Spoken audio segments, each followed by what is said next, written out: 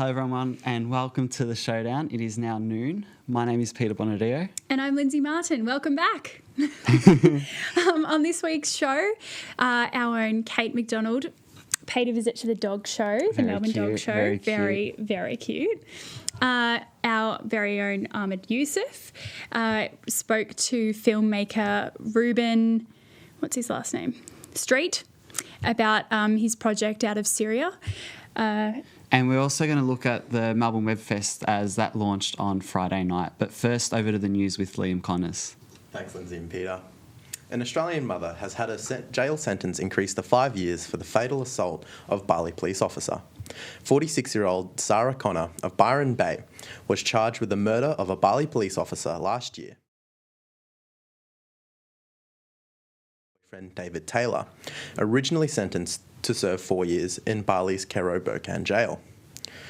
Prosecutors appealed Connor's sentence to the High Court, requesting she serve 8 years of the maximum 12-year sentence. They argued that the current sentence did not satisfy the sense of justice demanded by the community. A High Court judge said that the District Court had ignored facts in its earlier sentencing, saying that Connor had left the victim and didn't try to help him, even though he was face down. Connor wrote a 6-page appeal to the High Court judges, begging them not to increase her sentence. Connor wrote, "I am still a single mother of 2 children who need my attention as a parent. The 4 years was something that was very hard for me and my children." In other news, yesterday, a 12-year-old girl was tied up and sexually assaulted on her way to school. The New South Wales girl told police she was grabbed from behind and held under threat of a hunting knife and dragged into nearby bushland. The unknown man proceeded to tie and restrain the girl before sexually and indecently assaulting her. The girl was taken to hospital for assessment. Police Superintendent Sullivan said that the police was keeping a very close eye on the girl's welfare. The man is described as being in his mid-20s, about 180 centimetres tall, with a chubby build, grey blonde hair and blue eyes. At the time, he was wearing a camouflage shirt, camouflage pants, and a camouflage hat with a loose covering over his face. He was also carrying a camouflage bag. Anyone with information is urged to contact the New South Wales Police or Crime Stoppers. Finally, Malcolm Turnbull has said that China should use its leverage on North Korea to ensure peace and stability. North Korea has recently launched a missile that reached an altitude of 2,000 kilometres and flew over 700 kilometres. US Pacific Command said it assessed the type of missile, but it was not consistent with an intercontinental ballistic missile. Turnbull said it was another example of the rogue state's reckless and provocative unlawful conduct. The greatest responsibility for bringing North Korea to its senses lies with China, he told reporters in Sydney yesterday. US Ambassador to the United Nations, Nikki Haley, said that the world was losing patience with North Korea, warning that the US and its international partners will continue to tighten the screws on Kim Jong-un. Now back to the show with you, Lindsay and Peter. Thanks, Liam. So the Syrian civil war has been going on for over 5 years, and filmmaker Reuben Street filmed there 3 years ago. Ahmed Yussuf caught up with Reuben to discuss how he felt and how he feels now about the footage that he recorded. I think the first thing that it struck me was like the movie Mad Max. Like I just felt like I was going from Turkey, which was really, civilised, and shops were open and people walking around in relative safety, and everybody looked clean, to suddenly going across the border into what felt like the set of Mad Max. I mean, it smelt bad. The roads had potholes to the point where it was really hard to drive normally, and it was just the look of desperation on people's faces it was such a stark difference between Turkey and into Syria. Reuben Street is a filmmaker. There he's recounting on his trip to Syria in 2014, where he filmed and produced his documentary Inside Syria. But there are a few things he can't quite shake off from the trip. I don't know what it was. I mean, I remember a couple of key things that kind of people said to me whilst we were there that really stuck in my head and haunt me today. One of them was like, we were on the border of Turkey and Syria and there were people there begging. And they were obviously Syrians who'd managed to get across the border. And I remember thinking, I've got to give these guys some money. And one of the guys that we were travelling with held my hand and said, don't give these guys any money, they're safe. And I thought, these guys look terrible. Like, they look worse than homeless people. They are, like, these kids just look like they'd never smiled for the last, 4 years. And he's telling me not to give them money because they're safe. Because the kids over the border need the money. The kids over the border are the ones that you really need to help. These guys are in Turkey now. It took me, I would say, close to 6 months after we got back to fully, I wouldn't even say recover. I don't think you recover from things like that. I can never forget the smell of the refugee camp. Like, that smell,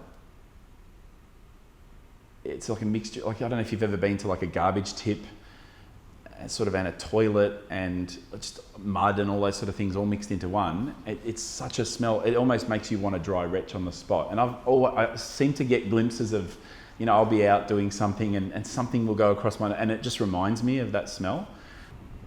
But I think it was my wife that said to me, she actually at one stage wanted me to get some counselling because I was having difficulty being, I'm quite an optimist normally. Like, I look on the bright side of things and I think, I'm not going to say it made me a pessimist. I think it just squashed my optimism, like I kind of just couldn't see the bright side on things anymore. I'd walk around the streets and I'd kind of look at everybody who had no idea about what's going on over there. And I'd look at them like, man, no one cares. Being there in real time, seeing young children and people in the wreckage in refugee camps, a troubling sight. But what's it like to be back home in an editing suite, looking through all that footage over and over again? Sometimes you capture things you don't realise what you've captured, and then when you look at the frame, you get a chance to sort of really look into what you've filmed.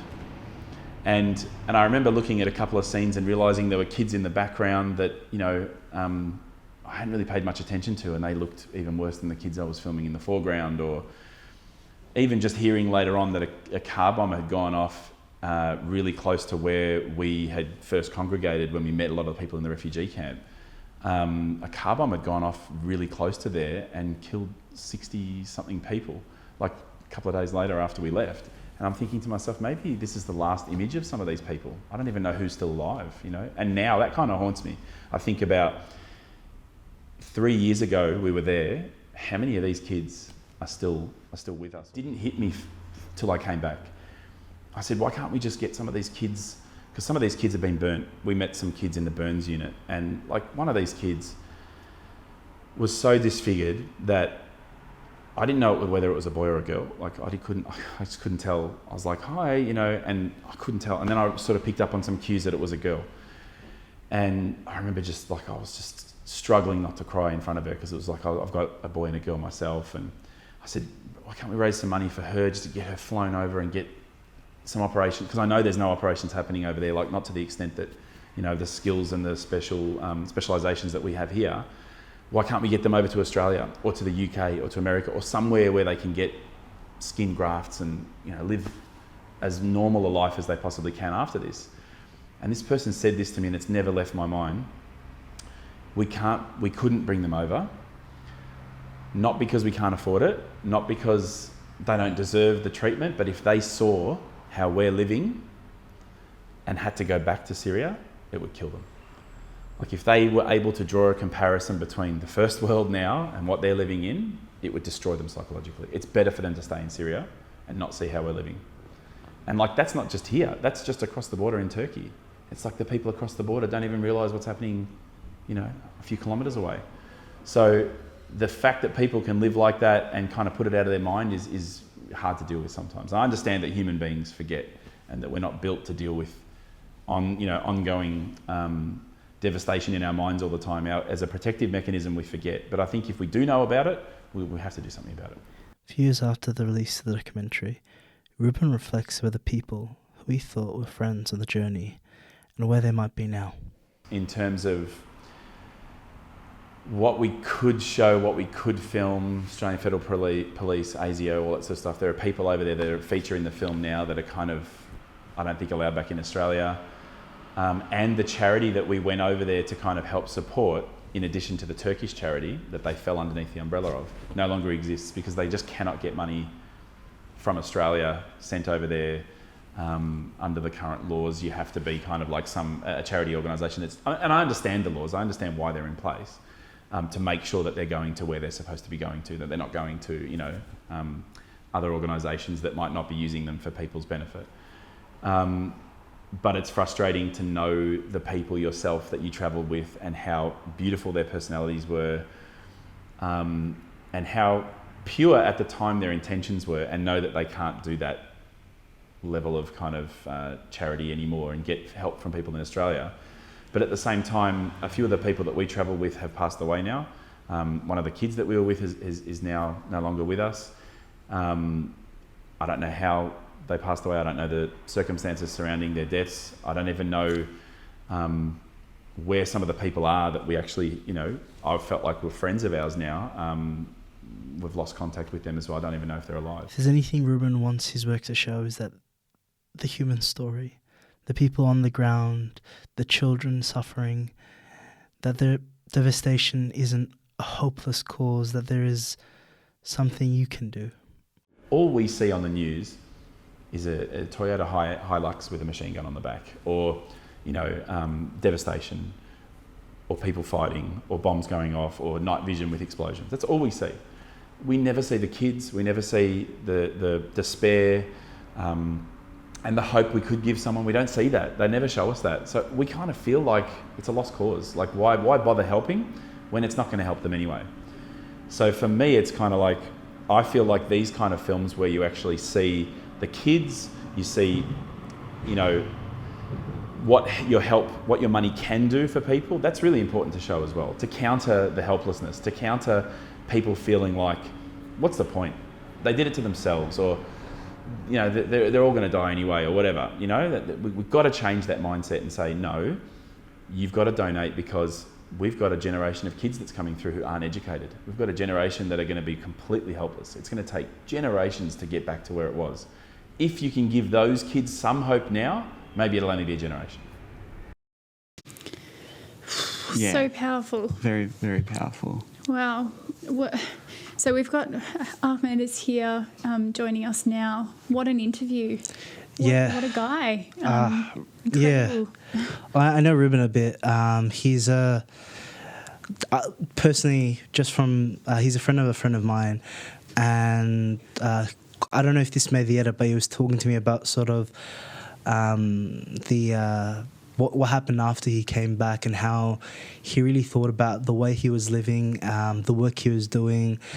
He was talking to me just off camera. He was telling me that, like, I was doing weddings. I was doing weddings. I was doing sort of like functions, and there was just this moment when he's at this wedding after he came back from Syria, and he's like, all this food is being wasted, and he's just like, do you know, like, people are just partying, and like, that's fine, like, there's nothing wrong with that, but the sort of relative reality that he saw, and the difference between the way we're living and the way what's happening in Syria just shook him, and he stopped doing weddings. He started doing more community-focused things, started trying to make some sort of difference or help in some way, and it was just interesting how big of impact that made on him and his life. And it really, like, even when just watching it then now, it's really emotional to watch. And I think coming back after 3 years would have been really hard. Like, coming back would have been really hard for him. Oh, definitely. No, and I think the point that he made about on the news we see the Toyota Hiluxes and with the machine guns in the back, but, this actually showed some real footage of, what's the devastation of what's really going on. The innocence. Yeah, and like, and we do get some of the humanity, like the Alan Kurdi picture that was published, I think, in 2015. But they feel like the glimmers, like, in this sea of sort of like hopelessness that we think and we feel about, like, the Syrian crisis, and it's such a complicated conflict that has so many people, so many hands, fingers in pies and sort of thing. And I think with from what I got from the interview with Reuben, continually, he was just like, we got to think of ways that, like, I think he was saying, like, imagine your cup of coffee, I think $3.50 or something, $4 could feed, I think, 10 people in Syria. And like, one of the things that got at me the most was when he was talking about that little girl that was burned, and how that relative reality would have messed with her a lot, and sort of like, they could take her to Turkey, they could take her to the UK or Australia or wherever to get surgery, but then for her to come back and the impact of that on her and just her psyche. And I don't know if people saw, there's a moment when she looked at the camera of a picture of her, and I think that was the first time she saw herself after after her being burned so heavily, and immediately her face shifts, and that smile, that like bubbly sense of optimism turns into this like, oh, that's how we look now. And like, I don't know, like, your heart breaks a little bit when you see that. Yeah, that's right. I think, I found that the most powerful aspect of the interview about, they're kind of cocooned in this world of not knowing how well we have it. Yeah. And what possibilities of, life can exist outside of it. But I mean, for someone like Reuben, who's seen those realities and who's coming back, I feel as though you couldn't live your life without actively trying to help them to better their situation. Yeah, and Reuben's working on because he mentioned the documentary, he's like in this weird situation where some of the people he got to know, and the charity that he filmed that were doing all this work, and he saw them do all this work, and now sort of like in this murky situation where they're probably not allowed back into Australia. They're not allowed to do what they were doing. They're probably on a terror list, and like there's all this like murkiness in sort of like the people that he mentions, like have had all these good intentions, and whatever their situation, some of them died, some of them have gone into potentially bad situations, and now he's probably not allowed to show the documentary in full anymore. When I was interviewing him and getting some of the footage to put onto the story, he told me that I can't give you particular pieces of footage because we're not allowed to show these particular people. And sort of like that moment when you're like, I know these people, I spent time with them, we're in this situation where like anytime, like he talked about that gas bomb happening at a place that he was a week earlier, and like you're in this situation with these people and you know them, and now you're saying, and now you're told, oh, these people are bad, and it's just like this really kind of like weird sort of I guess how you see difference, like how we perceive certain people in different ways, and how you, oh no, but he's a good person, and then you're like, oh no, he's I find that very interesting. That black and white. That was that particularly was very interesting to me. Yeah, absolutely. And that would have been hard for him to see that, but these people were good. We had conversations with them. They were doing the good things, but they're still not allowed to. Yeah, and there's obviously reasons for that. Yeah, because you can understand why they would. Well, the way the government would do that. The values and morals we live by in our society can't be applied to the situation they're in. Like, they're fighting for their survival. Yeah. You can imagine things would be so different. So how are we to judge? Well, there's a saying, one person's freedom fighter is another person's terrorist. And I guess it's just very, these things are, and I think when you're doing work in journalism, you have to find the elements of grey in these situations to explain them. And things are never as simple as good or bad. Yeah. And that's why these documentaries are so important. Yeah. Because, they say a picture speaks 1,000 words, and just looking at these children and hearing Reuben's words about, the camp smelling like a rubbish dump, and, people just barely surviving. Yeah. I think the pictures, they can't put it into perspective, the whole thing, but they give us a little bit more of that insight. Definitely. Yeah. Yeah, it's beautiful, beautiful camera work, and so intimate, and definitely. he's a very skilled filmmaker. He's what he's doing now. He's reworking some of the footage and making it into maybe a YouTube series that shortens, I guess, little. So he's like explainers into what the situation is like, and creating little bits of short films, because he thinks now that probably the appetite for an hour-long documentary might not be as large as it once was. So he's reshaping and changing his I guess his work to fit the changing landscape. Okay, and where can we find his work? Well, like his studios are called Blueprint Studios, and if you Google it, you'll find him. It's it's accessible. Yeah. Oh, amazing! Very moving stuff. 100%. Now, Ahmed, you also did a story this week on the coffee cups and the fact that majority of them are going into waste and landfill. Yeah.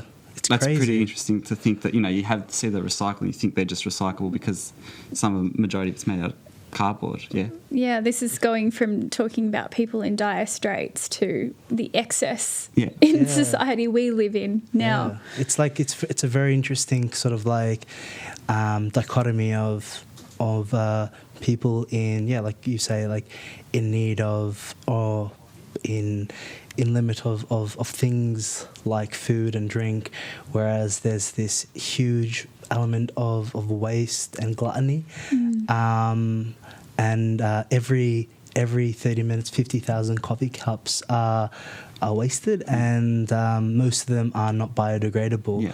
And the ABC are doing this series called War on Waste. Oh, that's with the Chasers? With the Chasers, and I think it's coming out, the first episode is tonight, Tuesday night at around 8:30. And they found some of the stats that we used in the package and the story. So let's have a look at what you found out on campus. We all drink coffee. It's our morning pick-me-up. If you're in Melbourne, it's something you point to as an identity marker. It's what we say when we want to catch up with friends. Hey, do you want to get a coffee sometime? But that coffee can add up. 1, 2, 3, 4. You get the picture. That one innocent coffee can turn into a few thousand. The ABC's new show, The War on Waste, found that Melburnians waste 50,000 coffee cups every 30 minutes. But how's that translate on campus? We did some investigating. Why do you have reason? I suppose it's to an extent negate my capitalist guilt. That, I'm very fortunate living in a first world country where I can access this, get me through my day. The least I can do is try and mitigate some of that waste in the waste stream. I guess I don't know how much of a contribution it does end up making, but I suppose that whole notion that every little bit counts and, think global, act local. So I suppose in some attempt I'm sort of trying to live up to that. So I use it for a bit of both, like environmental reasons is good. I care about the trees and stuff, so, and it does save me money also, so it's like a win-win for me. So we know in Melbourne what's happening and some of the habits of a few Latrobe students. But what about a cafe on campus? How much coffee do they sell? 50,000 coffee cups every 30 minutes, that's crazy, right? That's a lot. So what do you think about that? Well, I think they probably need to reduce that as much as they possibly can, because that can't be that good for the environment. That's a lot, right? Yeah, 50,000 coffees every 30 minutes is a lot. But how much does that compare to his own coffee sales? In a day, probably about 500 coffees a day, about 2,500 a week, I'd say, roughly. It obviously depends on how busy the uni is, but it would average out to about that. I think all cafes should offer that. I mean, obviously it's a personal choice if you want to have a keep cup or if you want to, use disposables. At the very least, every cup should be biodegradable, so that 50,000 coffee cups every half an hour is not the biggest issue. But I think every cafe should at least offer the option for the people that do want to be environmentally conscious. Biodegradable cups are basically just their coffee cups, and you can pour hot water into them, they're sweet, but if you throw one out into the street and came back a week later, the thing's just completely disintegrated into nothing. So it doesn't, it's not a harmful word. The non-biodegradable cups will be there for 50 to 100 years. So it's bad for like landfill and waste and all that sort of stuff. The biodegradable cups are obviously more expensive, which is why a lot of coffee shops still don't use them. But I think eventually the government will probably put some stipulation in, like this might be generations down the track where that's the only thing you can buy, you know, where they should do, in my opinion. You know, people should just stop making non-biodegradable cups altogether, so your only option is biodegradable. And I think that should go through for all packaging just worldwide, you know. Everything you see in supermarkets, everything should be biodegradable in today's day and age. It's really interesting to see that, you know, not all coffee cups are biodegradable. Lindsay, how many coffees would you buy a week? I'd say at least 7. Yeah, I'm a chronic coffee drinker. Yeah, so it's really interesting to see that you think you'd put those in the recycling and, you know, they'd be recycled. And I do have a keep cup. Yeah. But I think I'm honestly quite lazy about washing it. Yeah. And I feel really guilty now. And I'll ruminate on what we've just seen. And Well, coming up, we also have a look at Harry Garside, who's a boxer, and his motivation to go to a Commonwealth Games and Olympic Games. You put that story together, didn't you? Yeah, I did, but we'll have a look at it a bit later on. Okay. Also very motivational as well. Cool. Coming up to end of semester as well, very motivational. Awesome. But it's just a tick over 12:30 now, and Liam's back with the news headlines. Thanks, guys. An Australian refugee processing centre on Manus Island will start closure within the next 2 weeks, with asylum seekers told on Monday to consider their options. The closure is set to be complete by October 31st. A man from southern Sydney has been found with a crossbow and pitchfork after he was arrested over the suspicious death of his mother. Linda Connor was found with severe head injuries in her home early yesterday morning. Superintendent Michael O'Toole said Miss Connor's eldest son found her at the scene and called police. The cause of death is still unknown. A ransomware cyber attack has hit over 200,000 victims in over 150 countries over the weekend. At least one Australian company was targeted with the attacks, and the government suspects there could be more affected out there. The ransomware encrypts and locks files, demanding owners pay access to them through Bitcoin payments. In other news, Malcolm Turnbull has urged senators to listen to public opinion on his government's latest budget. Labor leader Bill Shorten said that his party would not be bullied by Mr Turnbull into accepting his budget. Mr Shorten said he was backing the future and that Mr Turnbull was running around the country backing millionaires and multinationals. Finally, a small business on the Gold Coast has made a Victoria bitter gelati. This groundbreaking development may not have been the quite of best timed in the colder months of the year, but I'm sure this will be a national hit and will be great in the summer months. Thanks again. Yeah, I don't know how I feel about that. I definitely would prefer just a chocolate ice cream, I think. Yeah, like a lemon gelati. Yeah, exactly. No thanks. Anyway, so Liam, who we just heard from, and our man Jared Friday went along to the Melbourne Web-Fest on Friday, and they had quite a bit of fun by the looks of things. Yeah, they did. Definitely did. It looked like a lot of fun. It did. Take a look.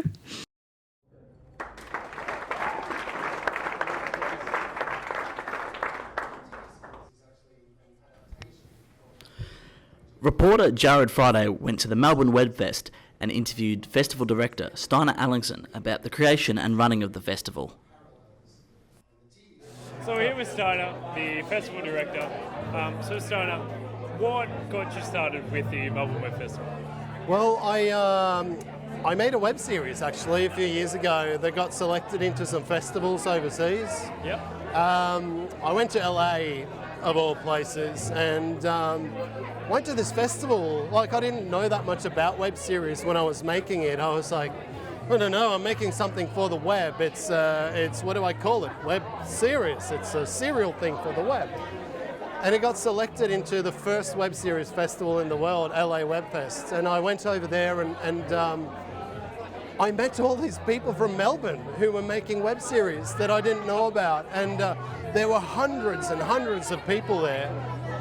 And I was sort of thinking that, man, I'm just like a dude making content in my bedroom, you know, and now I go all the way to the other side of the world and I meet all these amazing content makers who live down the street from me in Melbourne.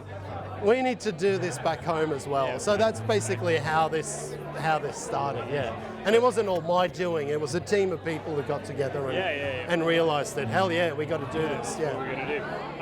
So how long have you been involved with Melbourne Web-Fest? So this is the 5th anniversary. 5th anniversary? Yeah, so 2013 was the first year, 2017 now, and it's been 5 years, 5 long years, but 5 good years. So the passion's obviously still alive if it's been 5 years. Mate, the flame still burns. It's awesome. No, it really just, it gets more exciting in a way that, you know, like I said during the presentation today, 5 years ago, it was a bunch of dudes sort of hanging out in a studio building in the western suburbs. Yeah. That was the festival, and it was cool. It was really cool.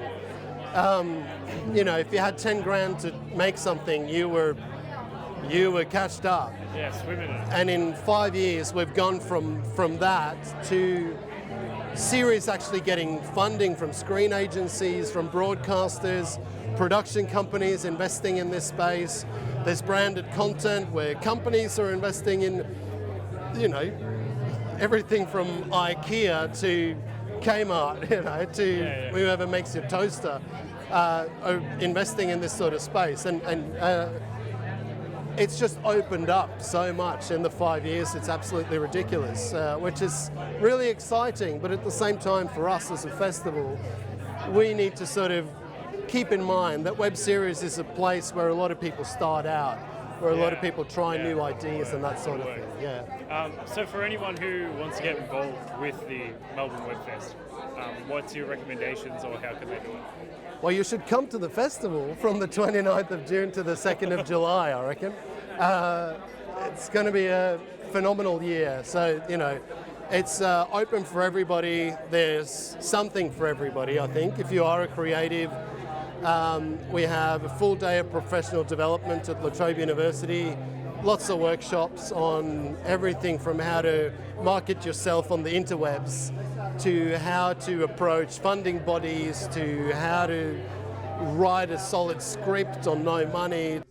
Melbourne Web-Fest is Australia's international web series festival working to honour innovative creators and transforming the world of entertainment. Melbourne Web-Fest was the 4th festival of its kind in the world and remains the biggest celebration of web series in the Southern Hemisphere. Digital series entertainment is growing rapidly and is fast rising to challenge traditional modes of producing, distributing and engaging with screen content. Made you come back to Melbourne Web-Fest and support it for another year? Steiner. You know, we do love Steiner, and the major reason, the reason I'm back, definitely, well, we both are, is because I have to say Melbourne Web-Fest is probably one of the most inclusive, one of the most fun, one of the most enjoyable fests, I think, out there. And I've been to quite a few.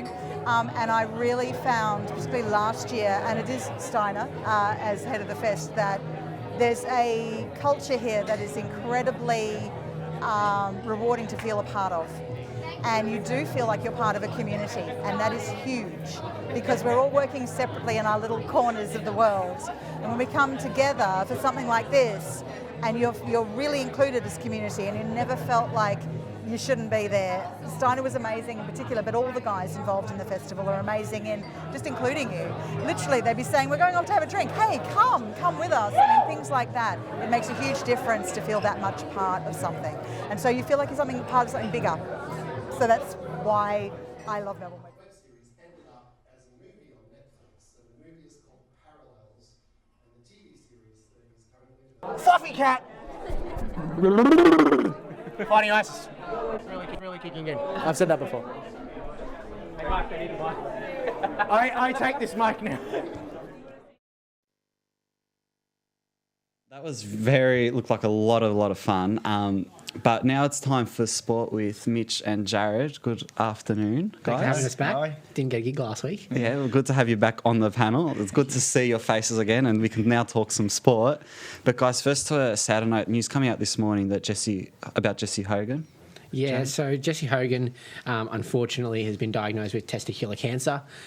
He's had a really rough season. Oh, yeah. His father passed away just over a month ago from cancer, and this is a big blow. They're lucky that they he's spoken to the Melbourne doctors and they have caught it really early, so it is expected that he will only miss 4 to 8 weeks, which is a really good sign. Yeah, it's also, and he's had that, with the passing of his father from cancer. It's been just a really tough a year for him, hasn't it? Yeah, absolutely.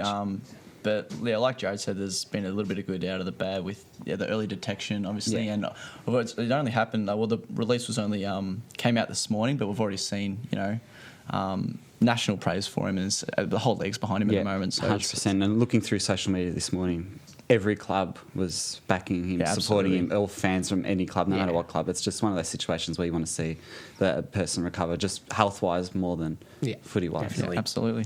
And guys, some exciting news this week. Eleni Guftas is going to umpire her first AFL game. She did the NAB Challenge last year again when Essendon played Carlton at Icon Park. It's her first time on the big stage. She'll be umpiring the Bombers again.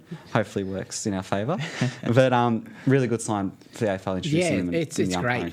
From what I've heard, she's been umpiring really well in the VFL. She umpired a Box Hill Coburg game a couple of weeks ago and drew some great praise from a couple of the Fox Footy journos. So it'll be great to see her out there and see if we can kind of sort that pathway out and get a few more female umpires into the league. Yeah, because Mitch, we've had the goal umpires, we've had a few female goal umpires, now we've got field umpires. Do you reckon it's a good movement? Oh, absolutely. I think, Chelsea Romney, I think it was 3-4 years ago, had her first game in goals, and now a field umpire. So, it's monumental for the game, and I think eventually we'll be seeing a mix between male and female umpires in both the AFLW and the AFL itself.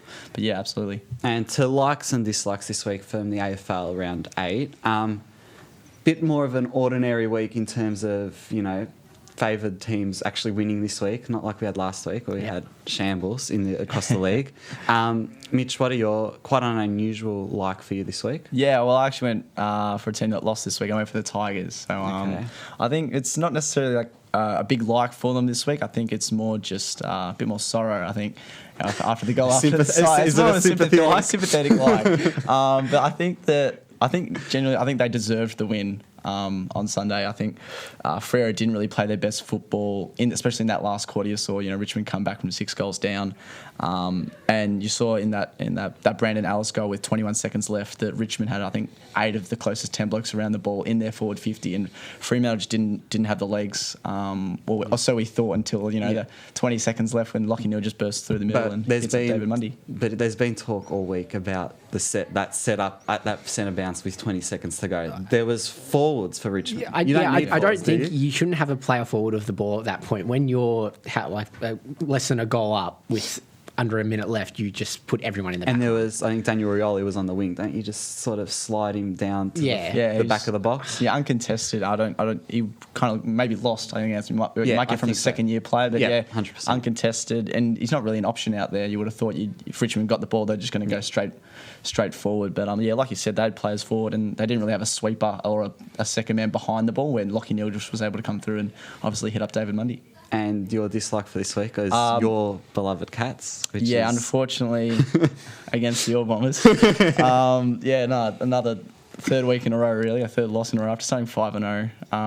Another pretty poor week. I think we just couldn't play hard-hitting footy. I think our tackle count in total was 40 to your 81. So and you had 15 at half-time, which Chris Scott was woeful about. Well, I think any coach is going to be pretty upset with that. Yeah, I think we had 5 players by the end of the game have no tackles whatsoever, 4 of them being key defenders, and one, I think the other one was Mark Blitzar, who pretty much played a defensive role for the whole game. So 5 defenders who didn't register a single tackle for the game is pretty appalling. Where to from here for your Cats? Do you drop some of your stars, or do you bounce back? No. I think the inclusion of Mark O'Connor it's probably a big question mark. He wasn't a really big name. He didn't really step up. Like you see some players. It is your first game though. You can't really put that much pressure on him. But against the Dogs this week, we are actually pretty good, even though they are the reigning premiers. We do pretty well against them this week. But and you've got him at Simmons as well, which is a gift. I think a return to Simmons. So maybe a win this week. And Jared, your milestone man. Yeah, so it was really great to see that a couple of guys in James Kelly, Bernie Vince, Lachie Neale played his 100th game and set up that David Mundy goal to win the game for Fremantle, and Jack Billings kicking 5 5 goals straight in his probably best game of his 50-game career. But yeah, it was great to see guys like Bernie Vince, who was really instrumental in the Melbourne win in his 200th game, stopping Rory Sloane, and who's probably one of the leaders of the Brownlow at the moment. He's been tagged twice in 2 weeks, and Vince did the job on Saturday night. And James Cully, he's an incredible story to see that he was out of the game 2 years ago when he retired from Geelong, and Essendon gave him the call last year, and he's been able to play now in his second season, and it was great to see Selwood and Heppel cheering him off at the end of the game. It was really touching to see that, because he did so much for Geelong, and he's done a lot for Essendon just to help out. Yeah, and it was great to see. Numbers last year. Even when he was running out, his little son he was holding in his arms had a Geelong beanie on. So it was great to see that he still does show that love for the club, and I think it was great to see that both clubs really showed him the respect he deserves. And your dislike this week, the match review panel, a lot of talk yesterday about the fines and suspensions. I'll touch on the 2 incidents that really got on my nerve from yesterday's match review panel findings. There was 2 incidents involving umpires, one involving Cameron Guthrie on Saturday night, both on Saturday night actually, Cameron Guthrie in the Geelong Essendon game and Bernie Vince in the Melbourne Adelaide game. And Vince, it was a seemingly innocuous bump he was going for where the ball was, and the umpire just happened to run back into his way. They clashed heads, and it seemed like there was really nothing in that incident, and he copped a $1,000 fine, whereas Cam Guthrie, if that umpire was a play, that was a push in the back. Like, he shoved that umpire out of the contest and marked the ball. So it's interesting to see that there is that discrepancy between 2 pretty much similar incidents. And if I had seen that one of them got a fine, I would have thought it was Guthrie. Yeah. So it's going to be interesting to see how the season goes. And there has been a lot of scrutiny on the match review panel. So there does need to be something done there. Just one thing. Before, when you talked about Bernie Vince taking Rory Sloane out of the game, which we've had for the last couple of weeks, and then we've also had Selwood a few weeks ago against your Pies with Levi Greenwood, and then obviously Luke Beveridge said this week that they might bring Libba and Jack McRae onto Selwood and Dangerfield. Do you reckon the tag rolls back this year? Oh, I think it definitely is. It's interesting to see, because I think Greenwood has had the wood over Selwood in the past couple of meetings Geelong and Collingwood have had. So if it works, I think there's a place for it in the game. But if there's some players you just can't tag, so it's going to be tough. And sometimes it's always good to see Fife versus Dangerfield. Absolutely, so Fife Dangerfield or Fife Dusty like on the weekend. Exactly. So it's a good matchup. Guys, thanks so much for joining us this week. Finally, we got on and we were able to talk some sport. It's great to be back. But also, Commonwealth Games are coming up next year. Tickets are on request at the moment. So last year I visited Harry Garside, who is a up-and-coming Australian boxer, and we delve into the life of what it's like to be a professional athlete, and plus he's pretty motivational given there's 2 weeks left of semester. Gives a bit of a kick to finish off those final assignments. Let's take a look. The left hand again, Harry. Yeah!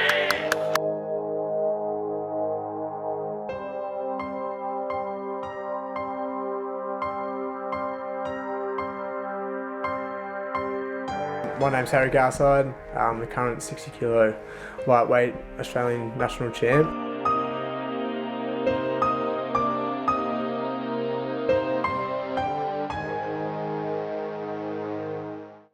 I started when I was 10. Honestly, couldn't really tell you the exact reason as to why I started, but I think my big brother's played a big part in it. I come from a pretty male-dominated family, and I've got 2 older brothers, and they're big, strong, and when I was younger I just wasn't all those things, and I was the little runt of the family. And the way I see boxing, it's like a piece of art, and you never really master art, or you never really get someone who masters it. I think that's why I love it. It's because I generally just think about nothing. It feels very natural, maybe because I've been doing it since I was 10. It feels second nature, simple as that. And I'm in there and I'm doing, I do thing, and then I think about how did I do that, and it's just it's in touch with my body, and I feel like if you talk to I'm not saying that I'm the best ever, but you talk to Michael Jordan, and when he bounces the ball, it's just in touch with his body, and I feel like when you really want to get to a peak of your sport, it really just needs to be in touch with your body. I train up to 6-7 days a week, and sometimes it's 3 times a day. I usually like to have a rest day in there, just because if you don't have a rest day, you send yourself mental. The sessions usually last about an hour and a half. Pretty full on stuff. Like a lot of running, a lot of technique stuff, and a lot of sparring when you're in competition. Sometimes the sparring gets a bit too full on, and like you're doing it 4 or 5 days in a row, and like that on your head is pretty full on. But like you need to do it to get your eye in and stuff like that, and to get your body prepared for big competitions. My coach is like my best mate. His name is Brian Lavier, and he's an old school trainer. In this day and age, it's very like new school stuff and very technical, but my trainer is just pure like you work hard. That's how you get better. He's 75, and I've been with him since I started, and I would never leave him. Hey, boxing is an individual sport, but it's so far from that. I'm so grateful I've got like such a supporting family, such a supporting trainer, such a supporting girlfriend behind me, helping me every step of the way. Like if you knew my mum, like what she does for me is like so unbelievable. I really don't like, she's like my manager. I don't have to worry about anything. All I do is box. Like, because I'm only young, I'm only 18, I didn't even think I was going to get the chance to qualify for Rio. But somehow I managed to escape the age barrier, and I somehow got to compete with it. And just to get that experience, and it's only just fueled me for the next 4 years and made me so much more hungrier. I think it's just representing my country at the highest event. Even before I started boxing, going to the Olympics and winning gold for my country and fighting for my country has always been my dream. And I think when I started boxing, I definitely didn't think, when I was 10, I didn't think that I was going to achieve half the things I've already achieved. But that's still not enough, and I'm still pushing for more, and I'm still pushing for that gold medal, as Australia's never won a gold medal in boxing, and I just want to be the first to do it for my country. So boxing Australia only has 3 boxers that they pay for, and they're the people who went to the Olympics. But apart from that, it's really up to me. Like, I had to come up with a lot of money this year trying to chase my dream, and you can't really put a price on your dream. So hopefully I can reach that stage where Boxing Australia is funding me and stuff like that, but there's not many opportunities out there. So I've just got to keep trying and training. And I'm an apprentice plumber. I've been doing that for about 2 months. I was originally working with my dad doing roof tiling, but it was too hard on the body, and trying to do that and chase my dream wasn't going to happen. I had to give up one, and that was obviously the second option. For that, I competed for the Victorian State Elite title, which is above 18, and I won that. And this year I competed trying to make the Rio Olympics and stuff like that. Just fell a little bit short, and just got the Com Games in 2 years, and the next Olympics in 4, so just training for them. I'm chasing the dream, definitely not living it yet. But sometimes I feel like I don't sit back and smell the roses. Like, I've accomplished a lot, but I don't appreciate it sometimes. It's just because I'm so focused. And that's definitely something that I'm working on, because I don't want to reach 30 and not go. And I'm like, shit, I've done a lot, and not appreciating in the moment. Definitely not living the dream yet, but in the process of chasing the dream.